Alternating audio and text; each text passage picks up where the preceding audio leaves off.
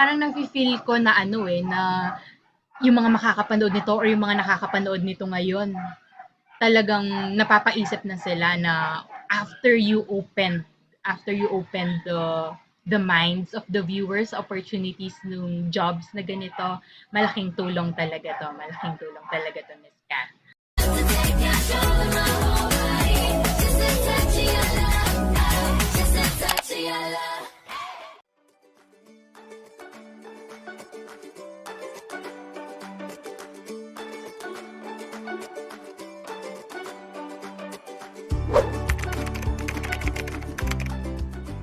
So, Miss Kath, di ba syempre sa lahat naman ng trabaho, meron tayong pros and cons or yung tinatawag nating advantages or disadvantages.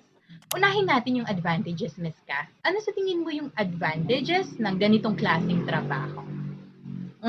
So, for me, comparing to my experiences in an office-based job while working at home, kasi 11 years din ako nagtrabaho sa office jobs, like in a private company, in a government agency, and then naging teacher ako. So, like, talagang makukompare ko talaga ang advantages at saka disadvantages working at home. So, unang-una, hindi ka magko-commute. So, lalong-lalo na ngayon, mahal na po ang gasolina. O, di ba? Makakatipid ka sa pamasahe or sa gasoline while at home. O, isa yung advantage. Another is, there is greater flexibility. So, to be honest, ako po talaga, gaya ng sinabi ko, mga 10 a.m. lang tayo mag-meet. Kasi po, antukin po talaga ako. Tamad po ako gumising ng maaga. Kasi mayroon talagang mga times na gusto ko munang magmuni-muni while checking my phone, like sa email, sa ganun. Ayaw kong bumangon agad. I don't want to be in a rush all the time. But if you are in the office, di ba, 7 o'clock, 8 o'clock yung time in. So you're always in a rush para hindi ka malate. So yun po, greater flexibility. You can do your job or you can do your role at home, and then you can also like wear your pajamas while working at home. Walang masyadong hindi ka kailangan mag-make up all the time. Kasi if you are going to meet your client, sa Zoom, meron namang mga effects na naka-makeup ka, di ba?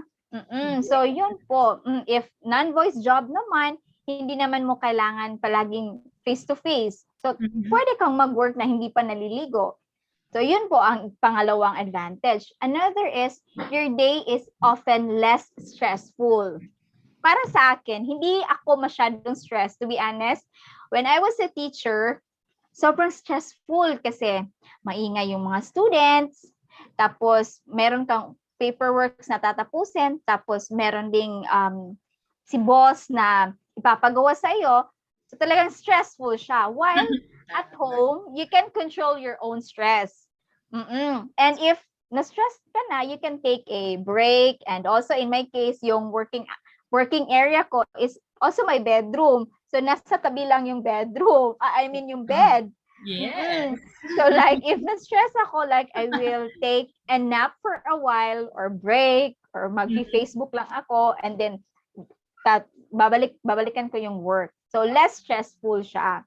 And also, I can play my puppy kasi I love dogs. So I can play my puppy. So it's my stress reliever. So if nasa-stress ako, I can grab and then pet him. So ganon. Another is, you can save money. Really, you can really save money. Kasi aside from saving from the gasoline, the fare, makakatipid ka talaga sa mga other expenses or mga gastos. Like example, if you're hungry in the office, o-order ka, magpa-food panda ka, or sa cafeteria, maraming pagkain sa cafeteria. While at home, pupunta ka lang sa kusina or sa kitchen, mahahanap ka ng rice doon or yung extra food mo ng breakfast or lunch. So, makakatipid ka talaga sa gastos. Another is, it gives you more opportunities. Kasi sabi ko nga, part-time, you can do also part-time, you can also do full-time. And also, if yung job mo is non-voice, like typing jobs, also like a virtual assistant, or as an ESL teacher, like half-day, nagtuturo ka, half-day sa ibang company naman, so doble din ang income mo. So, magkakaroon ka ng maraming opportunities because you can employ we can work many companies as you want, as long as you can do the job, as long as kaya ng time mo, kaya ng katawan mo, so you can have it. And then last is you can improve your work and life balance. So I have more time to spend with my family. So during my anniversary, I can go to any places. During my Yes. birthday, I can take a leave immediately. Hindi mahirap mag-ask kay boss na mag-leave. So ganon. Ah, Talagang may balance na yung trabaho at saka yung life ko towards work. And so yun po mga advantage. Pero sa kahit anong trabaho, merong disadvantage o mga cons naman. Like in this job, you really need to have a lot of self-discipline. Kasi may mga panahon na talagang hindi tayo motivated. May mga time na mabobore tayo. Kasi walang ibang tao kundi ikaw lang, wala kang workmates na makakausap. So kailangan mayroon kang self-discipline na talagang hindi pwedeng lagi kang tinatamad, hindi pwedeng lagi kang mabobore sa job. So you need to motivate yourself.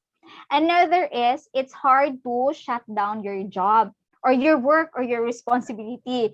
Like may mga times na nagiging overwork ka kasi nga may freedom ka sa time mo. So magsa-start ka ng 9, so tatapusin mo ng around 11. Like you have said, gising pa ako at 11:20 or like midnight. 12. Yes. No, or 12. So parang ganon, parang kasi walang time. So tatapusin mo kung gusto mo, kung kailan mo tatapusin. So sometimes it's not good also. Another is social isolation. Sabi ko nga, wala kang peers, wala kang colleagues na makakausap. So mafe-feel ko sometimes na parang wala na akong socialization. Like hindi ko na alam kung ano ang mga nangyayari outside. Kung meron na palang improvement sa city namin. Nagiging isolate na. And then if you are an outgoing person, you really need to adjust. You're extrovert ka, mahihirapan ka talaga sa ganitong trabaho. So kailangan make some adjustments if you really need to or you really wanted to work from home. And sometimes or also home office is a little bit costly. Kasi magre-require si client, if example, voice job, magre-require kasi si client ng like example, this background, kailangan mo ng magandang background, yung home office mo, less of distraction, and then bibili ka ng mga gamit for your home office, diba? So a little bit costly siya. Pero sa start lang yon kasi if you will be employed in a company, magre-refund naman si company sa mga ginamit mo sa iyong home office. And also, there are a lot of distractions. Yung aso mo na lagi nagtatakol, yung chicken, mga neighbor natin na sobrang ingay, lalo na if gabi yung trabaho mo, merong mga nagkaraoke. So, lahat mayroong distractions or yung parents mo or your family may bisita, hindi naman lahat na lagi na lang sila ang mag-a-adjust sa iyo, di ba? So, yun yung mga distractions. Unlike in the office, kasi you have own cubicle, you have your own room. So, yun yung mga distractions. So, yun yung mga disadvantage na na-observe ko din while working at home. Malaking tulong, Miss Cath, yung na-share mo na advantages and mga disadvantages nitong jobs na to. Kasi yung mga makakapanood nito, itong video natin, di ba, matututo based on your experience. And talagang i-balance lang din yung advantages and yung disadvantages and parang i-meet halfway lang nila and i-decide from there. 'Di ba? Kasi nga tama naman yung sinabi mo, Miss Cath, na lahat ng trabaho meron namang disadvantages or advantages. So it's just how, 'di ba, how they manage it in between. Ayan. Correct po. Magagawa naman po ng paraan. Kaya naman. Kung kaya ni Miss Cath, talagang mas kayang-kaya po ng mga nakakapanood ngayon. Ayan, Miss Cath, parang nafe-feel ko na na yung mga makakapanood nito or yung mga nakakapanood nito ngayon, talagang napapaisip na sila na after you opened after you open the minds of the viewers, opportunities nung jobs na ganito, malaking tulong talaga to. Malaking tulong talaga to, Miss Kat. Miss Kat, matanong ko naman, do you prefer working under a company or under a recruiting agency? Alam ko, masasagot mo to dahil based on your experiences nga, iba't iba na yung pinasukan mo, iba't iba na yung dinaanan. So, which one do Mm-mm. you prefer and why? They said it's better to work in a direct company or a direct client kasi wala po silang cut sa salary mo. Yeah. So you will be paid in full. So yun po ang kagandahan sa direct company, and you will also receive lots of benefits na para talaga sa iyo. But Mhm. while recruiting agency, kasi I think meron din silang a little bit percentage sa salary mo or from the client. Mhm. Pero I think maliit lang naman ang percentage ni recruiting agency. But, if we are still a beginner or we are also like wala pa tayong experience, if wala po talaga tayong mahanap na direct company or direct client, so it's better na mag-a-apply ka sa recruiting agency kasi you are still building yourself, you are building your work profile, and also gaining experience at saka knowledge. So if you already have that kind of experience at saka knowledge, that's the time that you can move on to direct company or direct client. Yes. Paano yung procedure nito, Miss Kat? Paano yung process usual process para makakuha ng ganitong klaseng job? Okay po. So first, you need to assess what are your skills. Kasi hindi mo kayang applyan yung job if yung skills mo is not aligned to the job description. So assess yourself, assess your skills and the position if you are capable of or really wanted to learn and do the job. And if you are ready to apply, so be confident that you can do it. And if you think you are not yet ready, there are a lot of courses online. So I think just like Empowered Pinay, you also give or teach skills to your viewers, sa mga candidates. So kailangan with ready ka with your skills and your knowledge. So, and also it is very important na yung CV mo at saka your resume are updated because as we all know, our resume is yun yung frontliner kumbaga.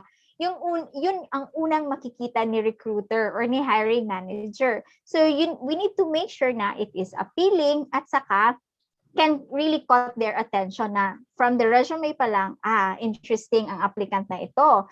May skills ito, parang may gem ito sa company o sa a-applyan na position. And if you pass the paper screening process, so you need to make sure that you are also ready for the interview. So that's the time that you will showcase yourself, that you are the best applicant, be confident, and learn also about the background of the company. Kasi hindi kailangan na papasok lang, parang hindi ka ready, kumbaga, kailangan ready ka. Kung ilalagay ka sa unfamiliar situation, dapat marunong kang sumagot kung ano man ang ibabato sa iyo. So be ready, kailangan na also you need to have a good lighting.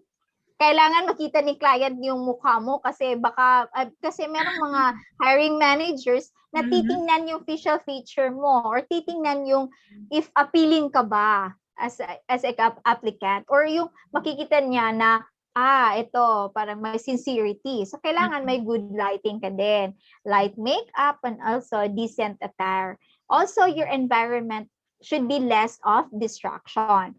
And after the paper screening, after that is the interview, and then make sure that this interview is your first and last to show your best.